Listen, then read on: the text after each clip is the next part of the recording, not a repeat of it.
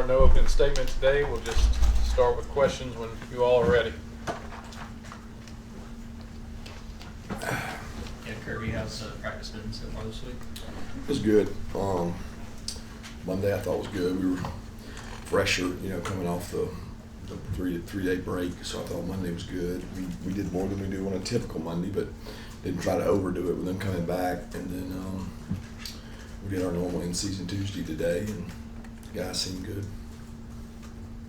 Yeah, Coach, Florida's starting a true freshman at quarterback in this game, and Lagway, what stood out to you about him? What's that? DJ Lagway starting for Florida, true freshman. What stood out to you about him? Well, a lot stands out. He's got great size. He's got great arm strength. He's got really good pocket mobility. He's got a great offense around him.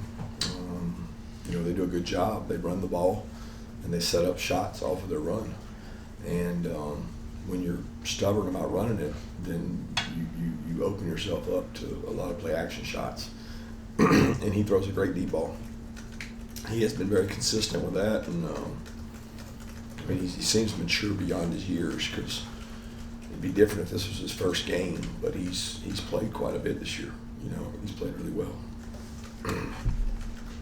Yeah, Lane Kiffin had some comments yesterday voicing his complaint about not getting a 7:30 home game from someone who's gotten to host some of those over the years. What kind of impact does hosting, 7:30 prime time kickoff game have on both your program, both in season but also with recruiting as well? Yeah, I don't see a big difference in 3:30 and 7:30 in terms of recruiting. They can come to the game either way. You can make a case the atmosphere is better at night. I get what he's saying there, but my concerns with Florida. Yeah, Coach, I've heard you talk about quarterbacks stepping up through the smoke and being able to manage pockets. Is that an innate ability in quarterbacks, or is that something you feel like you can coach or have progress in a player? Yeah, both.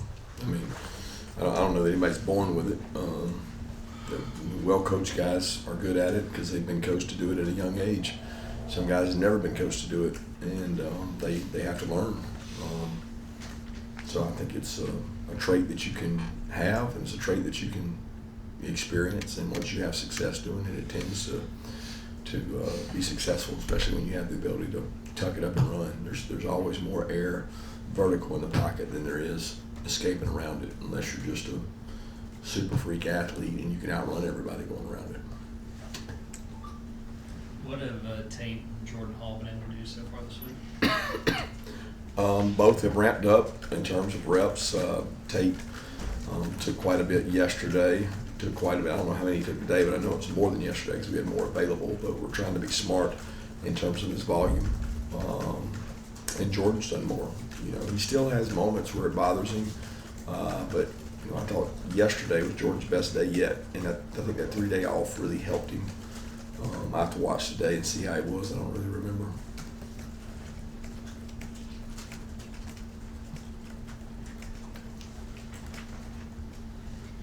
Yeah, Kirby, just what have you seen from Trevor, specifically in the passing game? He's had a couple games with 6 catches, I think. Just how has he developed, I guess, as a weapon in the passing game with Carson? Yeah, he's a really good receiver. He catches the ball well out of the backfield, as most of our backs do. Nate does, Cash does. He's a really good. If you play man-to-man, he's one-on-one with the backer. If you play zone, then he can catch the ball underneath and turn it into a big gain. So, those all backs that can catch the ball in the backfield are just, that much more dangerous, because it's hard to get through the defensive lines in the SEC. It's much easier when you catch the ball past them. You get to exploit that and have some explosives, and he's a good pass catcher. Coach, you talked about Tate ramping up, and of course Michael's been battling through his thing quite long. What impact does that have on teammates when they see guys like that, team leaders, whatever you want to call them, willing to fight through to make it back like they are? Yeah, I think that, our players respect injuries. They almost every guy on our team has missed some practice at some point in time during their career. So they appreciate those guys giving effort to come back. I think it gives more depth and confidence to everybody when guys are back. But I just respect both of them because they tried to play hurt. In this day and age, not everybody's willing to play hurt. And Michael particularly, he's got a lot at stake, and he knows that he's not 100%, but he's been out there competing for his team and showing his toughness, and he's played pretty well. kind of stay along those same lines, Branson and Smile, how are they doing their recovery, and are they close to maybe getting back out there and being able to practice? Again, I don't know a timeline on either one of those guys. So when you say closer, I mean, they're closer because they're closer than they were yesterday. But I don't know how close they are. I don't know what it looks like for them in terms of when they're able to come back. Another question?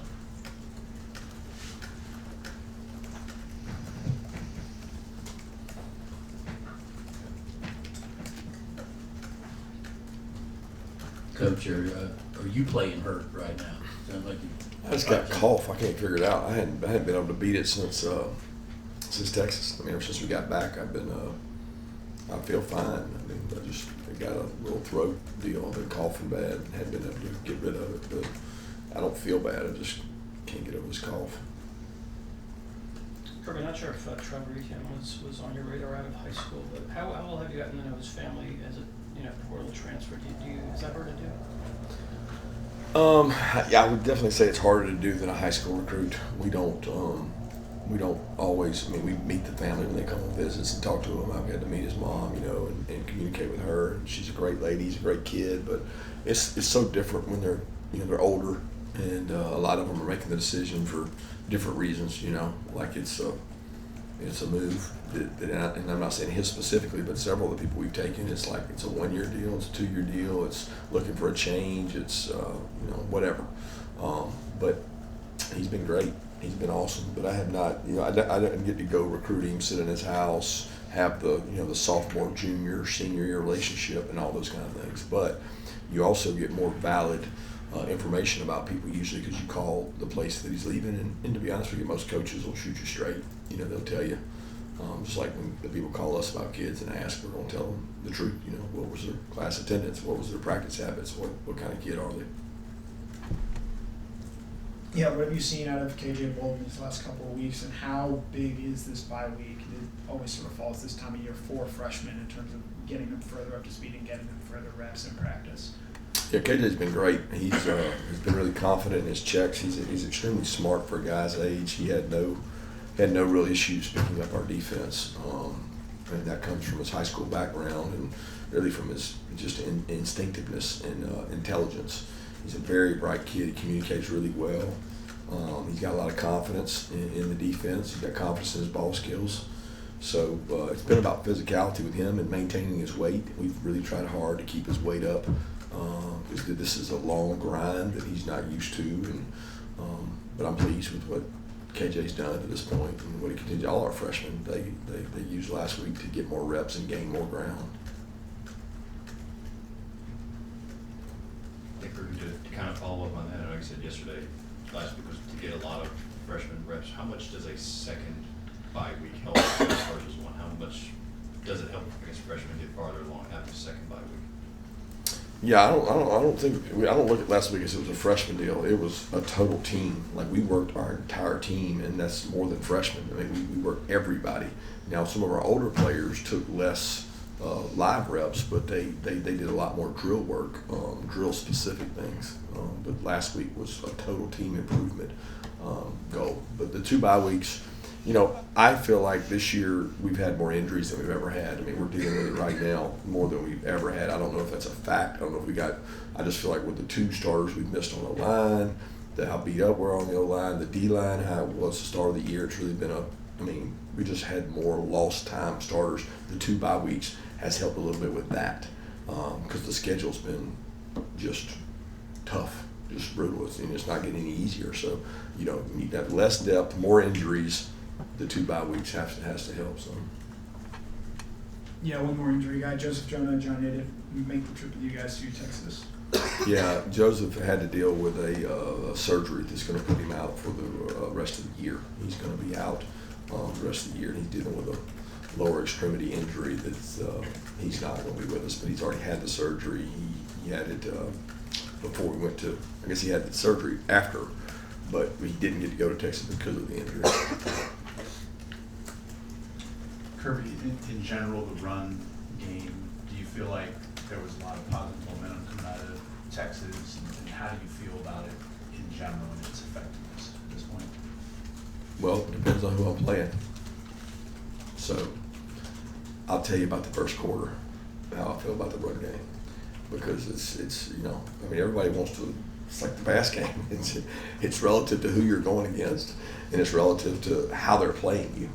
And you know, not everybody's played us the same, and not everybody has the same X's and O's up there. You know, like we don't really change our run game to game, right? We have different window dressings. Nobody does. You can't put new runs in, so you don't invent runs. You take the runs you've worked on all year round, and you say, okay, how do these work against these fronts? And in some cases, they've worked really well. You know, we've had a different lineup at two positions and really kind of a merry-go-round of guys playing up there. So there hasn't been great continuity. I don't think that's really affected us. I think it's been, you know, Trevor getting used to being in there, getting Nate warm, had Branson, lost Branson, had Jared, lost Jared, had Tate, lost Tate, and it's just, you know, it's been a bunch of different people. But I'm very confident in our run game and our ability to run the ball, because people have to honor our ability to throw the ball. And that's one of the things we do well, so they complement each other. Any more questions for Coach? All right, thank you, Coach. Thanks.